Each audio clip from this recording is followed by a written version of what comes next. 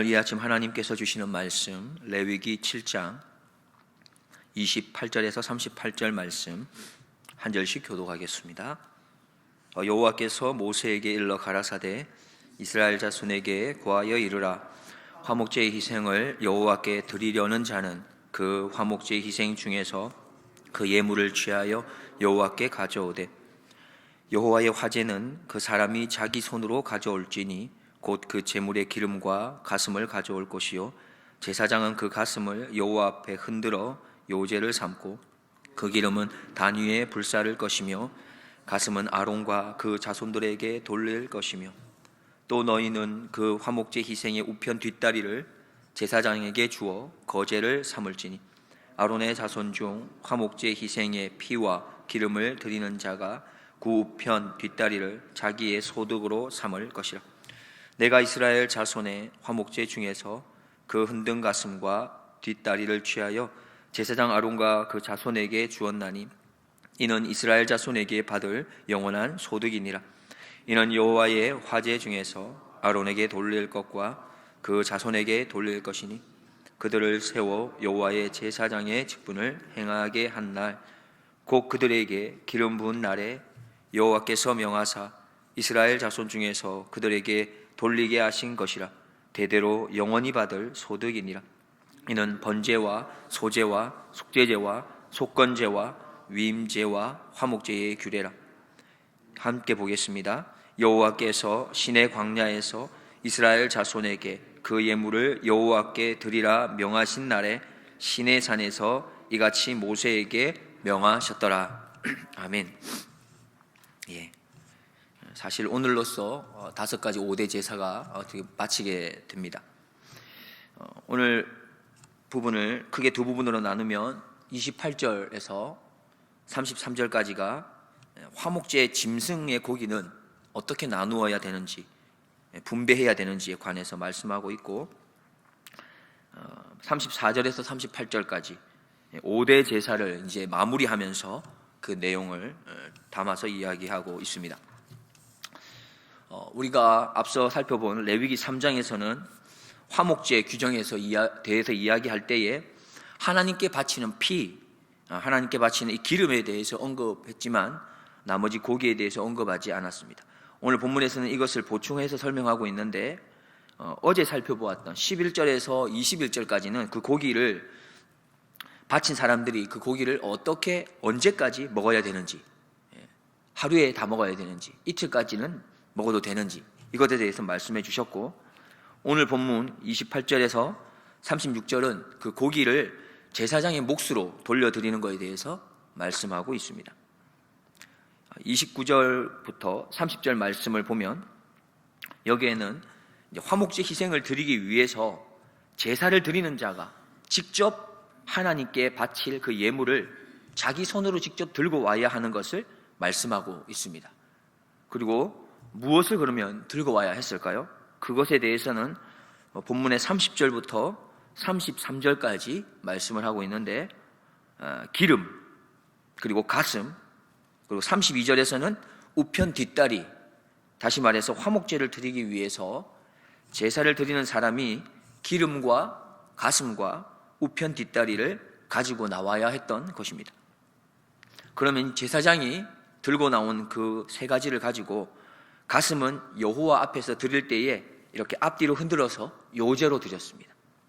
그런 후에 그 가슴은 아론과 그의 아들들에게 몫으로 주었었죠.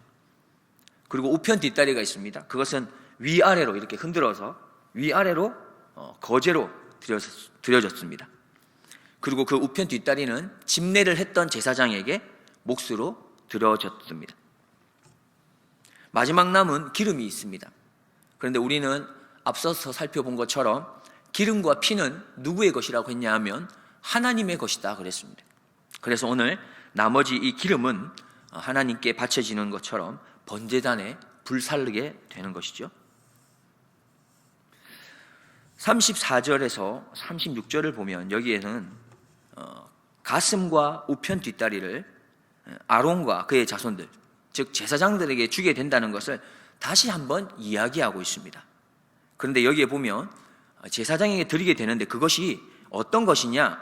이례적인 것이 아니라 영원한 소득이 되는 것이다 말씀하고 있습니다. 언제나 드려야 되는 것입니다. 그리고 이렇게 영원한 소득으로 드려지게 되는 이유를 말씀하는데, 그 이유는 여호와께서 명령하셨다는 것이죠. 그래서 반드시 드려야 된다 말씀합니다. 여기 보면 여호와의 제사장의 직분을 행하게 한 날, 곧 그들에게 기름 부은 날이라는 표현들이 있습니다. 이것은 즉 제사장 위임식에 관련된 표현들입니다. 즉 제사장을 위임할 때에 여호와께서 명하셨던 겁니다. 아론과 그의 자손들에게 위임식을 할 때 여호와께서 명하신 것이라는 거죠. 제사장이 영원히 받을 소득임을 말씀하고 있습니다. 제사장이 영원히 받을 소득이라는 것을 강조하시기 위해서 34절 끝부분에 말씀하시고 반복해서 36절 끝부분에서도 반복하고 있습니다. 이것은 영원히 받을 소득이다라고 말입니다. 즉 재물의 일부분을 제사장들에게 주는 것은 당연한 것이고 합당한 거라는 말씀입니다. 끝으로 37절에서 38절을 보면 앞서 말씀드린 것처럼 레위기 1장부터 7장까지 우리가 다루었던 5가지 제사의 규정을 마무리하고 있습니다. 특히 5대 제사를 마무리하면서 38절에서는 언제 또 그리고 어디에서 이 규정을 받은 것인지를 언급하는데, 바로 이것은 하나님께서 이 규정을 시내산에서 주셨던 것이죠. 시내산 규정을 제사의 규정을 시내산에서 주었다고 하는 이것은 무엇을 말하냐 하면, 이 제사 규정을 하나님과 이스라엘 백성들 간의 약속 그리고 언약으로 보고 있다는 겁니다. 제사는 하나님의 말씀, 그 언약의 말씀과 관계된 것입니다. 하나님의 언약을 기초로 하고 드려지는 것임을 강조하고 있습니다. 즉 제사는 제사라고 하는 그 행위만으로는 특별한 의미를 가질 수 없다는 겁니다. 사실 우리가 예배가 얼마나 중요합니까? 예배만큼 중요한 게 어디에 있겠습니까? 그런데 이 제사라고 하는 것이 제사를 드리는 그 행위만으로는 특별한 의미를 가지지 않는다 말씀하고 있습니다. 하나님과 이스라엘 백성들 사이, 다시 말해 하나님 믿는 백성들과 하나님 사이에 언약, 약속의 관계를 전제로 할 때에 그 제사가 바로 풍성한 의미를 가지게 되는 것입니다. 그래서 제사를 드리는 사람은 언약을 맺은 하나님, 나와 언약을 맺은 그 하나님이 누구인지를 기억할 필요가 있습니다. 반드시 기억해야 합니다. 그분과 맺은 약속이 또한 얼마나 큰 은혜가 되는지를 깨달아야 할 필요가 있습니다. 바로 하나님이 누구신지 바로 알고 내가 그 하나님을 통해서 받은 은혜가 얼마나 큰 것인지를 바로 깨달았을 때, 바로 그때서야 우리는 하나님과 맺은 언약이 힘들거나 어렵거나 피하고 싶은 율법이 아닌 하나님께서 우리에게 주시고자 하는 생명이 되고 풍성한 복이 됨을 알고 기쁨으로 제사를 드릴 수 있게 됩니다. 따라서 제사의 중요한 핵심은 바로 하나님과의 관계에 있다는 겁니다. 예배를 드리는 어떤 형식이나 예배를 드리는 어떠한 순서가 중요한 게 아니라 바로 내가 그 안에서, 예배 안에서 하나님과 어떤 관계를 맺고 있느냐라는 겁니다. 교회에 와서 예배하시면서 찬양하시면서 말씀을 들으면서 내가 얼마나 하나님과 교제하고 있느냐라는 것이죠. 그리고 우리가 하나님과의 관계를 통해서 회복해야 할 게 있습니다. 하나님과 관계를 통해서 반드시 회복해야 될 게 있는데, 그것이 바로 하나님을 향한 감사입니다. 또한 하나님을 향해서 철저하게 내 자신이 얼마나 추한 죄인인지를 알고 회개하는 것입니다. 또한 하나님과 이웃을 향해 예수님이 우리에게 보여주신 것처럼 헌신하고 사랑하는 겁니다. 다시 말해 하나님과의 관계를 회복함을 통해서 우리는 하나님을 향해서는 감사가 나타나야 되는 것이고, 하나님을 향해서 철저한 회개가 이루어져야 되는 것이고, 또 이웃을 향해 예수 그리스도의 헌신과 사랑이 드러나야 하는 것입니다. 날마다 하나님과의 관계를 바르게 하기 위해서 끊임없이 이루어져야 했던 것이 사실 제사였습니다. 그랬기 때문에 날마다 피 냄새가 떠나지 않았을 겁니다. 날마다 수없이 많은 동물들이 인간의 죄를 대신해서 죽어야만 했을 겁니다. 무엇보다도 제사를 드릴 때마다 죄 많은 인간은 거룩하신 하나님 앞에 날마다 두렵고 떨림으로 설 수밖에 없었을 겁니다.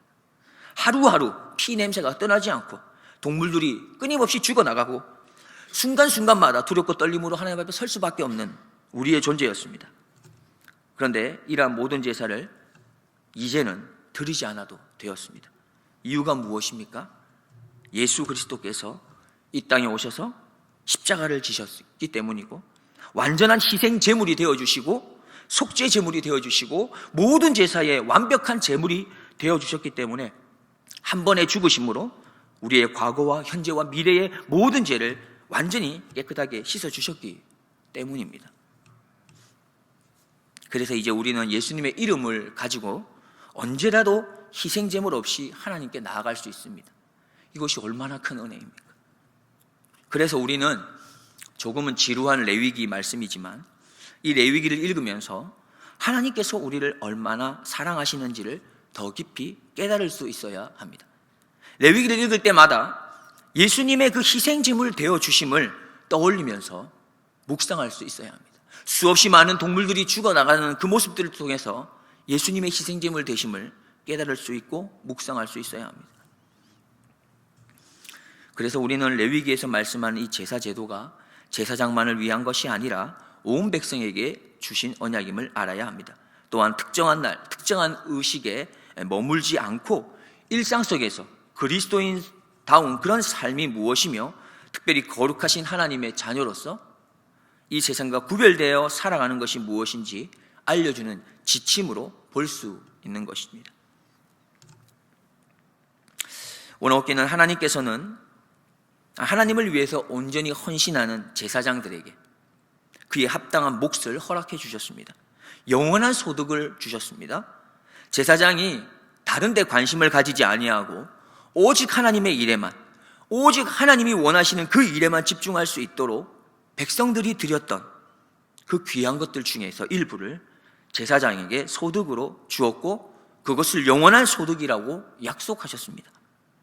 그러하기에 제사장은 누구보다도 거룩해야 했고 누구보다도 하나님 앞에서 부끄러움 없이 깨끗해야 했으며 하나님의 일에 온전히 자신의 삶의 전부를 드릴 수 있어야 했습니다. 자신에게 허락되어 있는 그 소득이 얼마가 되든지 하나님께서 허락하신 것으로 알고 감사함으로 받고 감사함으로 사용해야 했던 것입니다. 그리고 백성들은 어떻습니까?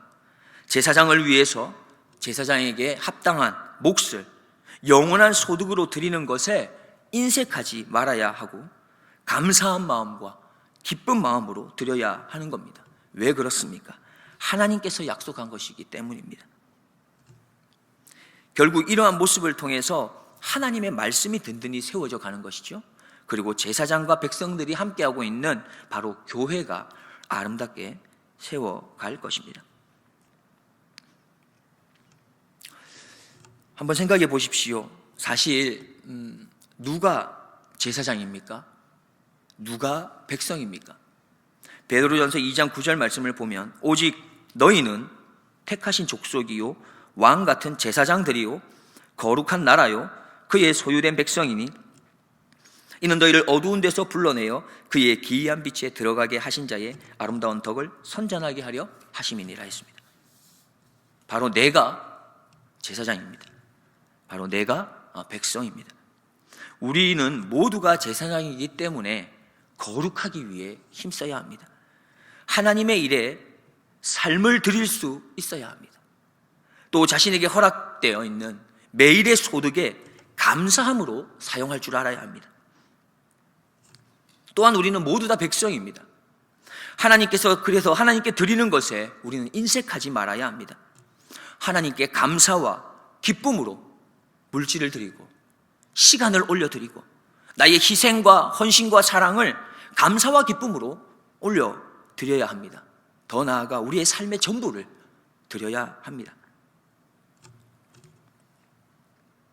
혹시 제사장으로의 삶이 부담스럽게 여겨지십니까? 혹시 하나님의 백성으로서의 삶에 조금은 자신이 없으십니까? 요한복음 14장 15절에 이렇게 말씀합니다. 너희가 나를 사랑하면 나의 계명을 지키리라. 하나님의 계명을 지키는 것에 대한 부담감이 우리 안에 없지 않아 있습니다. 그런데 요한복음 14장 15절에 이렇게 말씀합니다. 너희가 나를 사랑하면 나의 계명을 지키게 된다 말씀하십니다. 하나님을 사랑하십시오. 사랑하면 하나님의 계명을 지키는 것이 그리 어렵지는 않습니다.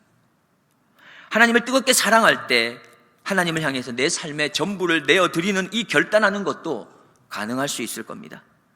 하나님을 뜨겁게 사랑하기만 하면 말입니다. 하나님의 사랑이 우리 안에서 살아 움직이기만 하면 말입니다. 그저 뜨겁게 사랑하기 위해 힘쓰고 애써 보십시오.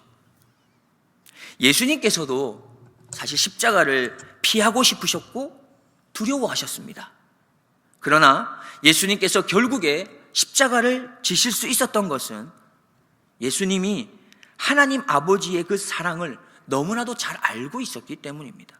그래서 자신의 기도에 응답해 주지 않고 침묵하신 하나님 아버지이지만 하나님 말씀에 순종하여 십자가의 길을 갔던 것이죠. 우리는 하나님의 사랑을, 하나님의 은혜를 아는 만큼, 경험한 만큼 하나님께 순종의 걸음으로 나아갈 수 있습니다. 순종하기 위해 힘쓰는 것이 아니라 하나님의 사랑을, 하나님의 은혜를 매일의 삶 속에서 얼마나 풍성하게 경험하고 체험하며 살아가느냐 하는 것입니다. 오늘도 하나님의 사랑, 은혜를 풍성히 경험하고 누리시면서 그 은혜 가운데 하나님께 감사와 찬송과 영광을 풍성하게 고백할 수 있는 그런 하루가 되기를 주님의 이름으로 축복드립니다. 기도하겠습니다. 하나님 아버지 감사드립니다. 우리를 창조해 주시고 하나님의 그 구원의 사랑을 입혀주시며 주님이 오실 때까지 우리를 인도하여 주시고 함께 해주심에 감사드립니다. 원하옵기는 나를 향하신 그 하나님의 풍성하신 사랑을 더 많이 알게 하시고 더 많이 경험하고 체험하게 하옵소서. 그리하여 하나님의 그 풍성한 사랑 때문에 어떠한 하나님의 말씀이라도 순종할 수 있는 우리 모두가 될 수 있게 하여 주시옵소서. 감사하오며 나의 힘이시요 능력이시요 생명이 되시는 예수 그리스도의 이름으로 기도드리옵나이다. 아멘.